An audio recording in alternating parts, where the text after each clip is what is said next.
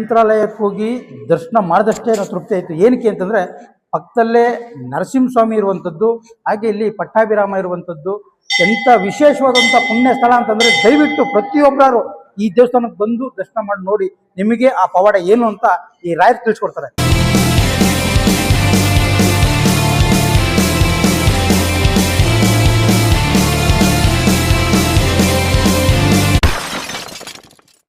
Hi hello ನಮಸ್ಕಾರ, ನಾನು ನಿಮ್ಮ ರಾಯರ ಭಕ್ತ ಶಿವಕುಮಾರ. RBS 666 ಚಾನಲ್ಗೆ ಸ್ವಾಗತ ಸುಸ್ವಾಗತ. ನಾನಿವತ್ತು ಪವರ್ಫುಲ್ ರಾಯರ ಮಠಕ್ಕೆ ಕರ್ಕೊಂಡ್ಬಂದಿದ್ದೀನಿ. ಅದು ಕೂಡ ನರಸಿಂಹಸ್ವಾಮಿ ದೇವಸ್ಥಾನ ಪಕ್ಕದಲ್ಲೇ ಇರುವಂತಹ ರಾಯರ ಬೃಂದಾವನ. ಇಲ್ಲಿ ಎಂಥ ವಿಶೇಷತೆ ಇದೆ ಅನ್ನೋದನ್ನು ನೀವು ಕಣ್ಣಾರ ಬಂದು ಅನುಭವಿಸಿದರೆ ಮಾತ್ರ ತಿಳಿಯುವಂಥದ್ದು. ರಾಯರ ಪವಾಡ ಏನು ಅನ್ನೋದು ನಿಮ್ಗೆ ಆಲ್ರೆಡಿ ಗೊತ್ತಾಗಿದೆ. ಮಂತ್ರಾಲಯಕ್ಕೆ ಹೋದಷ್ಟೇ ಇಲ್ಲಿ ತೃಪ್ತಿ ಸಿಗುವಂತಹ ಪುಣ್ಯ ಸ್ಥಳ. ಬನ್ನಿ ಈಗ ಒಳಗಡೆ ಹೋಗಿ ದೇವರ ದರ್ಶನ ಮಾಡೋಣ. ಹಾಗೆ ಇಲ್ಲಿ ಯಾವ್ಯಾವ ರೀತಿ ಪವಾಡಗಳು ನಡೆಯುತ್ತೆ ಅನ್ನೋದನ್ನ ಕೇಳಿ ತಿಳ್ಕೊಳ್ಳೋಣ. ಈಗ ನಾವು ಬಂದಿರುವ ಮಠ ಎಲ್ಲಿದೆ ಅಂತಂದರೆ ಮಂಡ್ಯ ಜಿಲ್ಲೆ ಮದ್ದೂರು ತಾಲೂಕು ನರಸಿಂಹಸ್ವಾಮಿ ದೇವಸ್ಥಾನದಲ್ಲಿರುವಂಥ ಮದ್ದೂರು ಗ್ರಾಮದಲ್ಲೇ, ಈ ದೇವಸ್ಥಾನದ ಪಕ್ಕದಲ್ಲೇ ಇರುವಂತಹ ರಾಯರ ಮಠ. ನೀವು ಇಲ್ಲಿಗೆ ಒಮ್ಮೆ ಬಂದರೆ ನೀವು ಏನು ಬೇಡ್ಕೊಂಡಿದ್ರೋ ಅದೆಲ್ಲ ಖಂಡಿತವಾಗೂ ನೆರವೇರುತ್ತೆ. ಅಷ್ಟು ಪವರ್ಫುಲ್ ಇರುವಂಥ ರಾಯರ ಮಠ. ಇಲ್ಲಿ ಉಗ್ರ ನರಸಿಂಹಸ್ವಾಮಿ, ಪಟ್ಟಾಭಿರಾಮ, ವರದರಾಜ ಸ್ವಾಮಿ ಇರುವಂತಹ ಈ ಪುಣ್ಯ ಸ್ಥಳದಲ್ಲಿ ರಾಯರು ನೆಲೆಸಿರುವಂಥದ್ದು ಎಂಥ ಅದೃಷ್ಟ ಅಂತಂದರೆ ನಾವು ಕೂಡ ದರ್ಶನ ಮಾಡಿದ್ರೆ ಅದೇ ಅದೃಷ್ಟ ಬರುತ್ತೆ. ಇಲ್ಲಿನ ಈ ದೇವಾಲಯದ ಕಾರ್ಯದರ್ಶಿಯಾದಂತಹ ಮೋಹನ್ BU ಅವರನ್ನ ಇದ್ರ ಬಗ್ಗೆ ಮಾಹಿತಿಗಳನ್ನ ತಿಳ್ಕೊಳ್ಳೋಣ. ಬನ್ನಿ ಅವ್ರನ್ನ ಕೂಡ ಮಾತಾಡ್ಸೋಣ. ಸರ್ ನಮಸ್ಕಾರ. ನಮಸ್ತೆ. ನಿಮ್ಮ ಹೆಸರು? ಮೋಹನ್ ಅಂತೇಳಿ. ನೀವು ಎಷ್ಟು ವರ್ಷದಿಂದ ಇಲ್ಲಿ ವೃತ್ತಿ ಮಾಡ್ತಾ ಇದ್ರಿ? 40 ವರ್ಷದಿಂದ ಒಂದು ಕಾರ್ಯಕಾರಿ ಸಮಿತಿಯಲ್ಲಿ ಕೆಲಸ ಮಾಡ್ಕೊಂಡು ಬಂದಿದ್ದೀನಿ. ಈಗ ಸದರಿ ಸುಮಾರು 7 ವರ್ಷದಿಂದ ವ್ಯವಸ್ಥಾಪಕ ಕಾರ್ಯದರ್ಶಿಯಾಗಿ ಕಾರ್ಯನಿರ್ವಹಿಸ್ತಾ ಇದ್ದೀನಿ. 1972ರಲ್ಲಿ ಟ್ರಸ್ಟ್ ಆಗಿ ಪರಿವರ್ತನೆ ಆಯಿತು.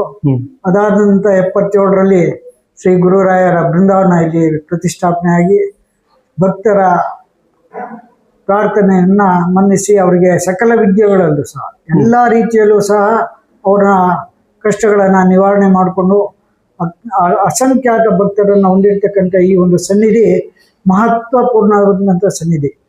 ನಮ್ಮ ಇಡೀ ಭಾರತ ದೇಶದಲ್ಲಿ ಎಲ್ಲಿಯೂ ಸಹ ಉಗ್ರ ನರಸಿಂಹಸ್ವಾಮಿಯ ಬಲಭಾಗದಲ್ಲಿ ಆಗಲಿ ಅಥವಾ ಉಗ್ರ ನರಸಿಂಹಸ್ವಾಮಿಯ ಕ್ಷೇತ್ರದಲ್ಲಿ ಗುರುರಾಯರು ಎಲ್ಲೂ ಇಲ್ಲ. ಆ ಒಂದು ವಿಶೇಷವಾದಂಥ ಸ್ಥಾನ ಒಂದು ಈ ಮದ್ದೂರು ಕ್ಷೇತ್ರ.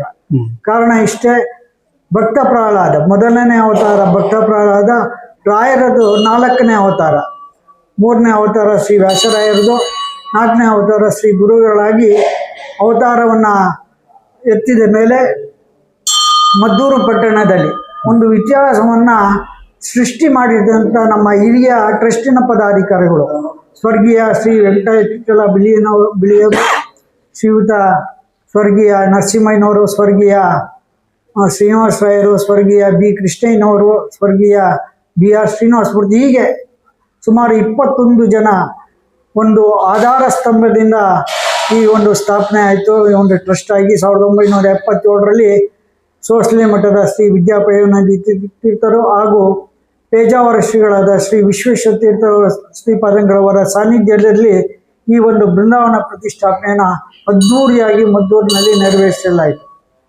ಇದಕ್ಕೂ ಮುಂಚೆ ಈ ಒಂದು ಸನ್ನಿಧಿಯನ್ನು ಒಳೆ ಆಂಜನೇಯ ಸ್ವಾಮಿ ಸನ್ನಿಧಿಯಲ್ಲಿ ಮಾಡಬೇಕು ಅಂತಕ್ಕಂಥ ಒಂದು ಹಿರಿಯರ ಅಭಿಲಾಷೆ ಏನಾಯಿತು, ಅದು ಕೈಗೂಡಲಿಲ್ಲ. ಕಾರಣ ನಮ್ಮ ಅಧಿದೇವತೆ ಆದಂಥ ಶ್ರೀ ನರಸಿಂಹಸ್ವಾಮಿಗೆ ಅವರ ಶಿಷ್ಯನ 4ನೇ ಅವತಾರ ಶ್ರೀ ಗುರುಗಳು ಅವರ ಬಲಭಾಗದಲ್ಲಿಯೇ ಬರಬೇಕು ಅನ್ನತಕ್ಕಂಥ ಒಂದು ಇಚ್ಛೆ ಇತ್ತೇನೋ, ಅದೆಲ್ಲವೂ ಸಹ ತಪ್ಪಿಸಿ ಈ ಒಂದು ಕ್ಷೇತ್ರದಲ್ಲಿ ಈ ಒಂದು ಸನ್ನಿಧಿಯಲ್ಲಿ ಪ್ರತಿಷ್ಠಾಪನೆ ಆಯಿತು.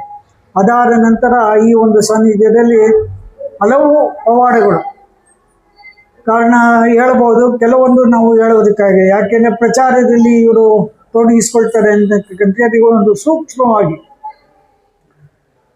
ಹುಳಿಯದುರ್ಗದಲ್ಲಿ ಇರ್ತಕ್ಕಂಥ ಸದ್ಭಕ್ತರಾದ ಶ್ರೀನಿವಾಸರವರು, ಅವ್ರಿಗೆ ಅಂಗವಿಕಲರು.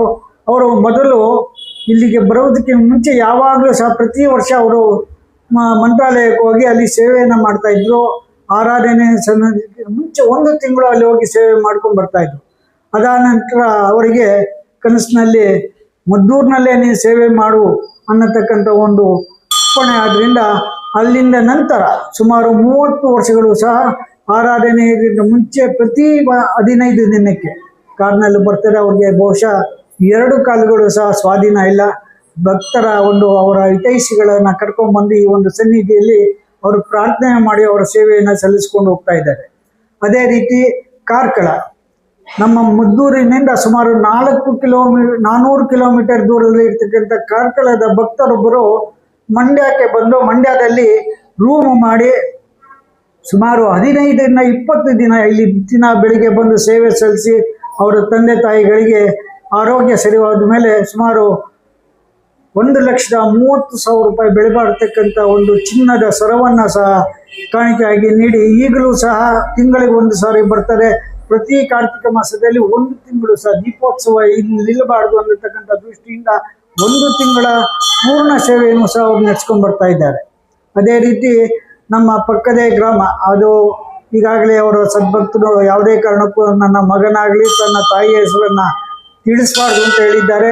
ಅವ್ರಿಗೂ ಸಹ ಅವರ ಮಗನ ಆರೋಗ್ಯ ಕೆಟ್ಟಾಗ ಇಲ್ಲಿ ಬಂದು ಒಂದು ಸೇವೆಯನ್ನು ಮಾಡಿದ ಮೇಲೆ ಅವರಿಗೆ ಆ ಮಗುವಿಗೆ ಆರೋಗ್ಯ ಸುಧಾರಣೆ ಆಯಿತು. ಅದಾದ ನಂತರ ಇಲ್ಲಿ ಬಂದು 1,010 ರೂಪಾಯಿನ ಅತಿ ಬಡವರು, ತುಂಬ ಬಡವರು, ಅವ್ರಿಗೆ ಡಾಕ್ಟ್ರಿಗೆ ಸೇವೆ ಕಲ್ಪಿಸ್ತಕ್ಕಂಥ ಹಣದ ಕೊರತೆ ತುಂಬ ಇತ್ತು. ಆದರೆ ಗುರುಗಳು ಆ ಒಂದು ಕೊರತೆಯನ್ನು ಸಹ ನಿವಾರಣೆ ಮಾಡಿ ಆ ಮಗುವಿಗೆ ಭಾಗ್ಯವನ್ನು ಕಲ್ಪಿಸಿದ್ದಾರೆ.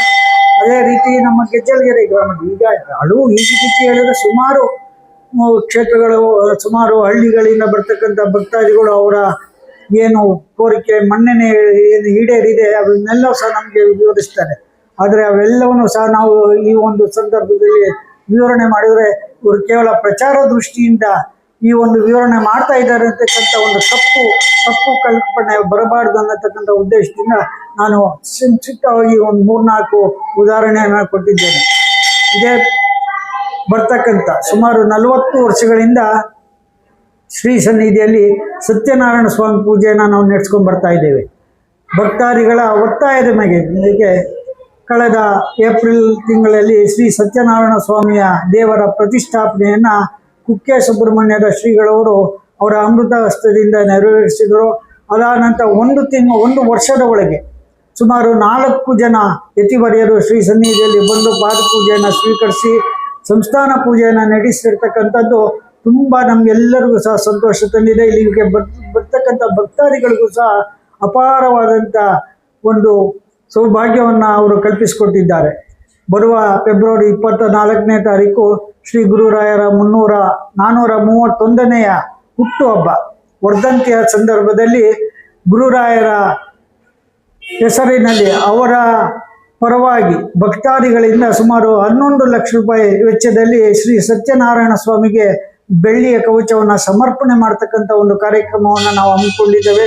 ಈಗಾಗಲೇ ಅದಕ್ಕೆ ಎಲ್ಲ ಕಾರ್ಯರೂಪಗಳನ್ನು ನಾವು ಕಾರ್ಯರೂಪಕ್ಕೆ ತಂದು ಸದ್ಭಕ್ತರಿಗೆ ವಿಷಯಗಳನ್ನು ಮುಗಿಸಿ ಆ ಒಂದು ಕಾರ್ಯಕ್ರಮವನ್ನು ಯಶಸ್ವಿಯಾಗಿ ನಡೆಸಬೇಕು ಅಂತ ತಮ್ಮೆಲ್ಲರ ಒಂದು ಸಹಕಾರ ಕೇಳ್ತಾ ಈ ಒಂದು ಟ್ರಸ್ಟಿನ ಮೂಲ ಆಧಾರ ಸ್ತಂಭವಾಗಿದ್ದಂಥ ಸ್ವರ್ಗೀಯ ಶ್ರೀ BR ಶ್ರೀನಿವಾಸ ಮೂರ್ತಿಯವರನ್ನು ನಾವಾಗಲೇ ಮುಂದಿನ ಪೀಳಿಗೆಯವರಾಗಲಿ ಅವರನ್ನು ನೆನೆದು ಅವರ ಮಾರ್ಗದರ್ಶನವನ್ನು ಅವರು ನಡೆಸಿದಂಥ ಒಂದು ಕಾರ್ಯವೈಖರಿಯನ್ನು ಗಮನದಲ್ಲಿ ಇಟ್ಕೊಂಡು ಈ ಒಂದು ಸಂಸ್ಥೆಯನ್ನು ನಾವು ನಡೆಸ್ಕೊಂಡು ಹೋಗೋದಕ್ಕೆ ನಾವೆಲ್ಲರೂ ಸಹ ನಮ್ಮ ಟ್ರಸ್ಟ್ನ ಎಲ್ಲ 23 ಸದಸ್ಯರು ಸಹ ಕಂಕಣಬದ್ಧವಾಗಿ ನಿಂತಿದ್ದೇವೆ.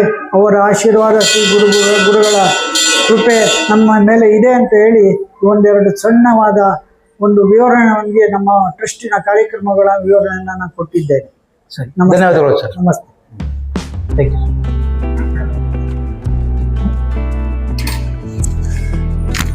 ಮಂತ್ರಾಲಯಕ್ಕೆ ಹೋಗಿ ದರ್ಶನ ಮಾಡಿದಷ್ಟೇ ನಾವು ತೃಪ್ತಿ ಆಯಿತು. ಏನಕ್ಕೆ ಅಂತಂದರೆ ಪಕ್ಕದಲ್ಲೇ ನರಸಿಂಹಸ್ವಾಮಿ ಇರುವಂಥದ್ದು, ಹಾಗೆ ಇಲ್ಲಿ ಪಟ್ಟಾಭಿರಾಮ ಇರುವಂಥದ್ದು ಎಂಥ ವಿಶೇಷವಾದಂಥ ಪುಣ್ಯ ಸ್ಥಳ ಅಂತಂದರೆ ದಯವಿಟ್ಟು ಪ್ರತಿಯೊಬ್ಬರು ಈ ದೇವಸ್ಥಾನಕ್ಕೆ ಬಂದು ದರ್ಶನ ಮಾಡಿ ನೋಡಿ, ನಿಮಗೆ ಆ ಪವಾಡ ಏನು ಅಂತ ಈ ರಾಯರು ತಿಳಿಸ್ಕೊಡ್ತಾರೆ.